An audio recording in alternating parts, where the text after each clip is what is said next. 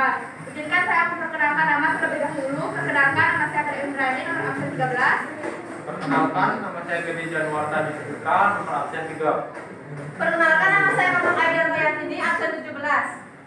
Perkenalkan, nama saya Mamang Aidan nomor 12. Baik, di sini kelompok kami akan mulai menjelaskan materinya. Baik, yang pertama yaitu bagaimana cara melaksanakan pelayanan penjualan baik secara komunikasi verbal atau non verbal. Nah, komunikasi verbal adalah komunikasi yang disampaikan secara langsung maupun berbicara ataupun perantara dengan media.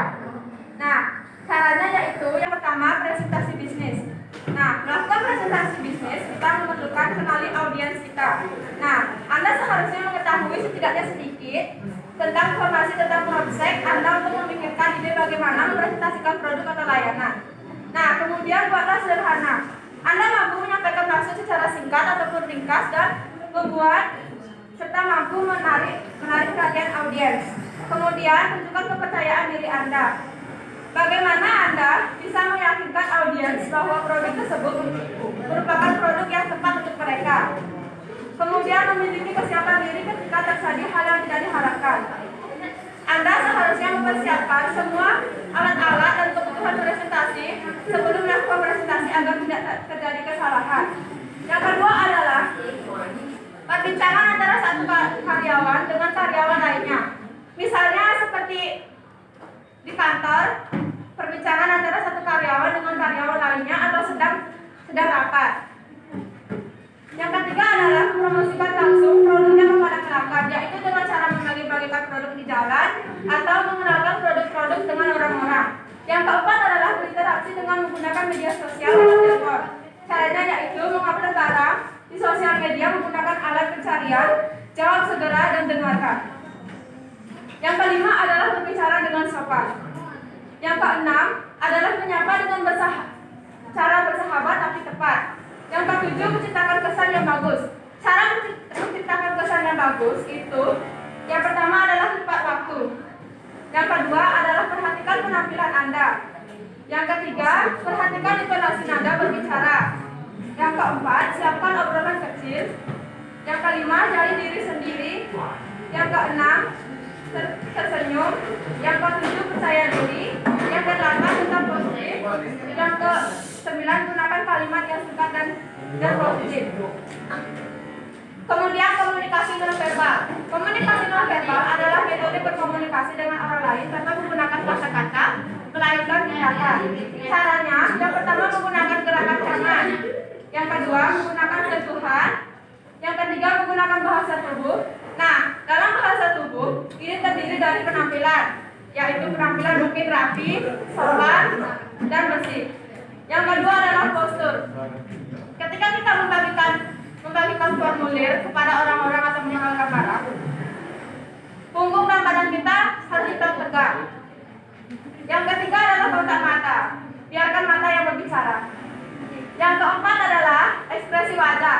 Ekspresi wajah itu bisa tersenyum, ceria, dan ramah. Yang kelima adalah gestur tangan. Baik, terima kasih atas presentasi nomor 1 dari saya. Presentasi selanjutnya akan dilanjutkan oleh teman saya. Oke, baik. Jadi di sini saya akan mempresentasikan contoh komunikasi verbal dan juga nonverbal. Contoh komunikasi verbal di dunia kerja. Jenis komunikasi verbal merupakan jenis komunikasi yang sangat sering kita lakukan dimanapun, terutama di lingkungan kerja. Ada beberapa fungsi komunikasi verbal, diantaranya adalah meminimalisir terjadinya kesalahpahaman, meningkatkan produktivitas, dan juga moral kerja di dalam organisasi.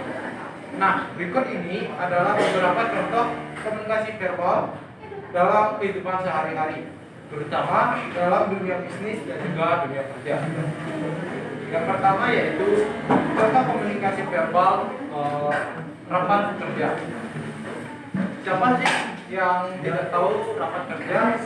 Kami yakin hampir semua rekan-rekan dan pernah mengikuti rapat kerja. Dari mulai rapat kerja yang paling singkat sampai paling lama dan juga membosankan. Disadari atau tidak, ketika kita bergabung dalam rapat kerja, berarti kita sedang melakukan komunikasi verbal di tempat kerja. Kita akan mulai mengumpulkan anggota tim untuk saling berdiskusi tentang proyek kerja mendatang, menetapkan satu tujuan, saling menukar ide, dan memberikan pendapat satu diskusi. Nah, contoh yang kedua yaitu komunikasi verbal, presentasi bisnis, dan atau jenis presentasi lainnya. Contoh komunikasi verbal kedua adalah presentasi. Ya, ada beberapa rapat kerja, maka ada presentasi. Entah presentasi tersebut akan diadakan secara internal atau eksternal. Presentasi akan mendorong semua orang di dalamnya untuk saling berkomunikasi secara verbal satu sama lain. Misalnya seorang presenter akan menjelaskan beberapa kebijakan baru yang diterapkan oleh perusahaan, dan beberapa audiens akan mengangkat tangan untuk bertanya tentang kebijakan tersebut secara lebih rinci. Nah, selanjutnya yaitu contoh komunikasi nonverbal di dunia kerja. Komunikasi nonverbal adalah jenis komunikasi yang penuh dengan warna, nilai-nilai kritik, intrik, tidak seperti komunikasi verbal yang terlihat dan terdengar dengan jelas. Komunikasi nonverbal harus dipahami secara mendalam dengan kelihatan beberapa tanda yang bisa memiliki arti khusus dari sang pengirim pesan nonverbal ini.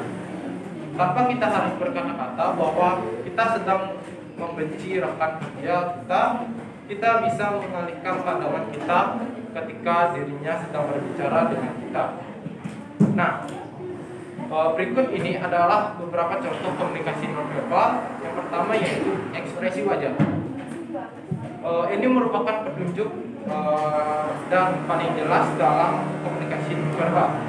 Meskipun kita memiliki satu wajah atau dapat menunjukkan banyak ekspresi, rekan-rekan dari mulai dari senyuman setengah, senyuman penuh, hingga perubahan mata, ekspresi wajah, kita dapat menunjukkan berbagai emosi sebagai ungkapan hati dan pikiran kita. Beberapa contoh ekspresi wajah dengan artinya sebagai berikut: tersenyum, merenggut dan cemberut, wajah yang kurang berekspresi. Nah, selanjutnya yaitu kontak mata. Ketika seorang tidak melakukan kontak mata dengan kita, jangan marah dulu. Mengapa begitu? Karena menghindari kontak mata bisa berarti bahwa orang tersebut merasa malu dengan kita. Terlebih lagi jika kita melakukan penunjukan pandangan ke bawah. Nah, selanjutnya yaitu gerakan tubuh. Ekspresi wajah menggambarkan suasana hati kita. Namun seluruh anggota tubuh dapat menjadi barometer bagi komunikasi nonverbal. Sebagai contohnya, ketika seorang menyilangkan tangan disadari atau tidak, mereka sedang mengatakan saya tidak setuju dengan ide Anda. Nah, yang keempat yaitu nada suara. Jika volume atau nada suara seorang meningkat dan mereka berbicara dengan cepat, ini menandakan bahwa mereka dalam keadaan yang bersemangat atau sedang merasa nervous untuk menyampaikan sesuatu. Sebaliknya, jika seorang berbicara dengan nada tenang dan santai, maka ia menandakan bahwa mereka menyampaikan pesan tanpa rasa takut, khawatir, dan tanpa memasukkan alasan tertentu. Nah, sekian contoh komunikasi verbal dan juga non-verbal. Materi selanjutnya akan dibawakan oleh teman saya. Baik, di sini saya akan melanjutkan materi dari teman saya, yaitu cara menerapkan konsep pelayanan prima dengan perhatian yang detail, yaitu bagi berikut. Yang pertama, ada memberikan sapaan yang ramah. Salah satu mudah memberikan pelayanan prima dalam sebuah bisnis adalah dengan menerapkan sapaan ramah kepada para pelanggan. Yang kedua, ada berikan batas waktu pelayanan. Caranya membuat pelanggan puas dan senang adalah dengan memberikan waktu tunggu yang tidak panjang. Yang ketiga, kreatif. Pastikan bahwa dalam bisnis memiliki jumlah pegawai yang cukup hingga dapat bersifat dan bersikap responsif jika ada suatu masalah. Yang keempat yaitu perhatian penampilan. Penampilan sangat diperlukan dalam menghadirkan pelayanan terbaik kepada para pelanggan. Yang kelima yaitu ada kesediaan melayani. Pegawai harus profesional atau harus benar-benar dalam melayani pelanggan. Yang keenam yaitu ada pengetahuan dan keterampilan. Supaya dapat melayani dengan baik, maka pegawai harus melakukan pengetahuan dan keterampilan yang mampu dalam bidang yang dikerjakan. Yang ketujuh ada tepat waktu dan janji. Dalam pelayanan, maka pegawai dalam melakukan tugasnya jika membuat janji dengan pelanggan harus dipati. Yang kedelapan yaitu ada kejujuran dan kepercayaan. Dalam melakukan pelayanan harus memiliki aspek kejujuran dalam segala hal, baik itu jujur dalam bentuk aturan, jujur dalam bentuk pembiayaan, dan jujur dalam menyelesaikan pekerjaan. Yang ke-9 ada efisien. Pelayanan kepada masyarakat atau pelanggan harus efisien dan efektif karena pelanggan menuntut hal-hal tersebut. Yang ke-10 ada kepastian hukum. Jika hasil dari pelayanan yang dilakukan kepada pelanggan berupa suatu keputusan, maka harus memiliki kepastian hukum. Yang ke-11 ada keterbukaan. Setiap urusan atau kegiatan yang memperlakukan izin, maka keterbukaan perlu dilakukan. Yang ke-12 ada biaya. Dalam pelayanan maka perlu penentuan pembiayaan yang wajar. Yang ke-13 ada tidak rasial. Dalam melakukan pelayanan tidak boleh membeda-bedakan ras, suku, agama, dan politik. Yang ke-14 ada kesederhanaan. Proses atau tata cara pelayanan kepada para pelanggan harus dipermudah dan tidak berbelit-belit dalam pelaksanaannya. Sekian dari materi yang dapat saya sampaikan. Untuk materi selanjutnya akan dilanjutkan oleh teman saya. Melaksanakan kerjasama tim pemasaran dan mengimplementasikan alat pemasaran yang digunakan. Inti dari strategi pemasaran yang dilakukan oleh perusahaan adalah untuk memasarkan produk dan jasanya. Lalu konsep strategi pemasaran yang benar dan tepat adalah sebagai berikut. Bagi pemilik bisnis pasti mengharapkan keuntungan besar, namun untuk mencapai hal itu tidak mudah dan membutuhkan waktu yang tidak instan.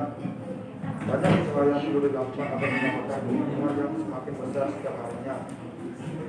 Hal pertama yang perlu dilakukan oleh sebagai pelaku bisnis yaitu melakukan strategi pemasaran produk yang tepat. Dengan membuat strategi pemasaran produk, maka dapat meningkatkan penjualan suatu produk. Dan karena produk tidak ada dikenal dari orang yang dibeli oleh banyak orang apabila dalam pemasaran kurang maksimal. Maka dari itu harus mempelajari bagaimana membuat strategi pemasaran produk yang benar, agak tepat sasaran sesuai dengan bisnis. Oke, mungkin sekian dari presentasi dari kelompok kami. Apakah teman-teman ada yang ingin bertanya? Ya, dari Hadida.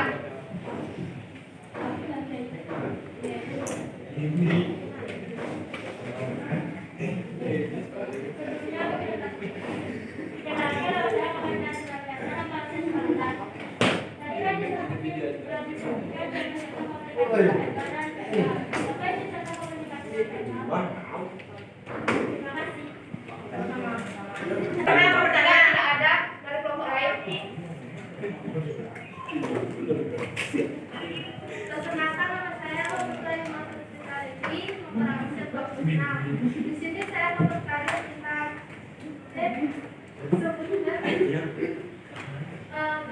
tentang berikan penjelasan tentang komunikasi verbal dan non-verbal secara singkat.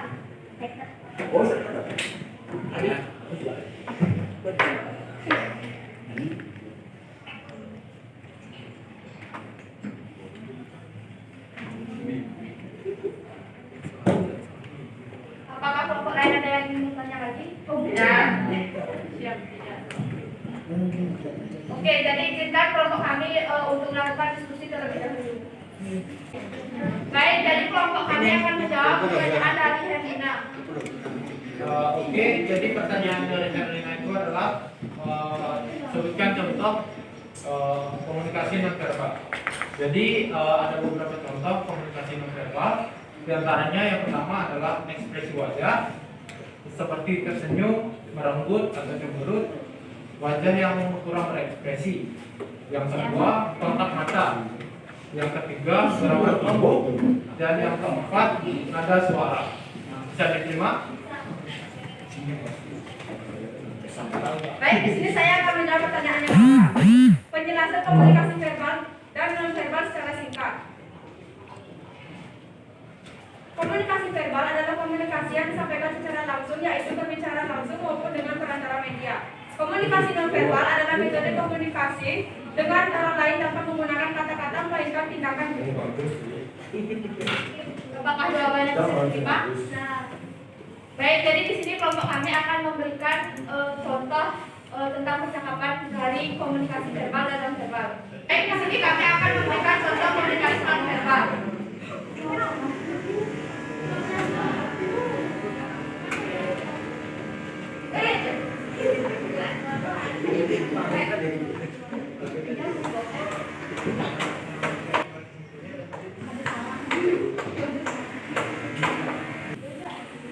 Oke, jadi di sini kami akan memperagakan bagaimana komunikasi verbal.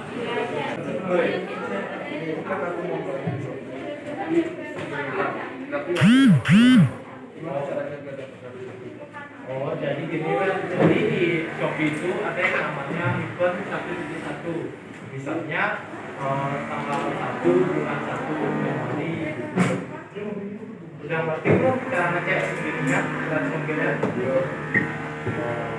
Oke, jadi caranya itu pertama buka dulu aplikasi Shopee-nya. Nah, setelah itu masuk ke bagian saya, lalu masuk kepada bawah ini, lalu klik voucher saya.